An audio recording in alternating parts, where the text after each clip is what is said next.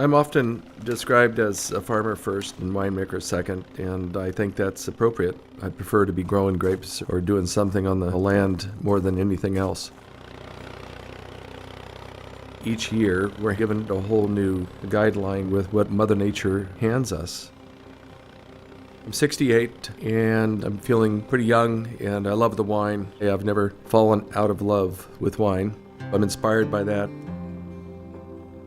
I was just out of high school when my mom and dad sat me down and asked a question. Chuck, your mother and I would like to start a small winery if you'll join us. I thought, well, if you're going to be somebody in this world, you better work and you should put effort towards life. So with that, I answered yes immediately, and away we went. Within just a few weeks, I was working alongside my dad, and it was a period of time I got to know my father as a co-worker, and it was really the foundation of our business.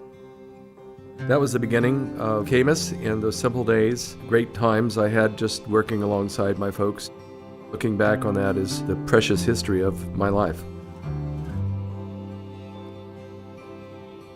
I'm a pretty lucky guy. Not only was I able to work with my parents, but now I've got my kids joined in, and it's been a lot of fun. What I've learned from my dad is that we're always continually learning.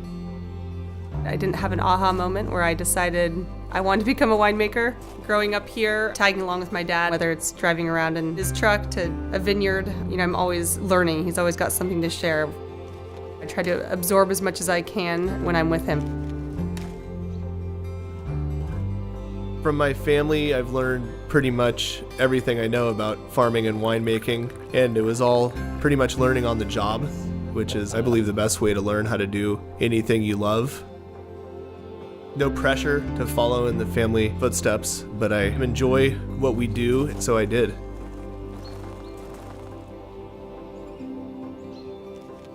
I think being family-owned is a very important thing. There's a responsibility for us as family owners to do the right thing, whether it's in the vineyard, whether it's in the cellar. I think people know it comes from our family to yours, and there's a trust level there. What I really enjoy about winemaking and farming grapes is that every year is different. Mother Nature always hands us different cards. What we do, both on the farming side and in the winery, is not something that you can find in a book. We're constantly exploring new areas within California, or in some cases even out of California. We don't have the same constraints as our European counterparts. It's different here, where we can plant and grow and produce wine how we'd like. We have more of an Americana spirit, where you make choices that can have real change in character and quality of wine. No one has to tell us to do that. We know that if we don't, we're going to have ordinary wine.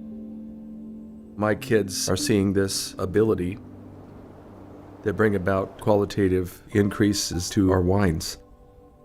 We don't produce wines like we did 20 years ago, and even from 10 years ago, we're decidedly different.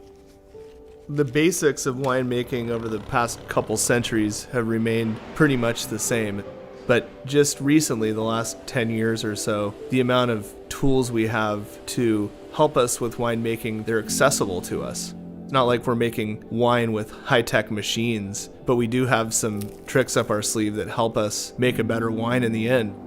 Utilizing that along with the old traditional techniques that will never go away, I think is a great blend of old world, new world. All the wines that we make are made for a reason. We've found certain varietals are suited to certain areas, and we see all this opportunity all over California where we like to plant grapes and experiment. The more time you spend in the vineyard, the more attention you give a vineyard, it's inevitable that you're going to come out with a higher quality in the end. I think the future for us is exploring even more parts of California that haven't been explored yet. When somebody tells me that they tasted my wine and they enjoyed it, that makes my day. I look at my forefathers that came here, and of course my mom's side was here since 1857, my dad's since 1906. And I don't think there's a day goes by when I don't feel like I've got my grandparents on my shoulder. I don't think it'll ever run out of fun for me. And I've fallen in love with wine and never fallen out. I think that it's just the very beginning.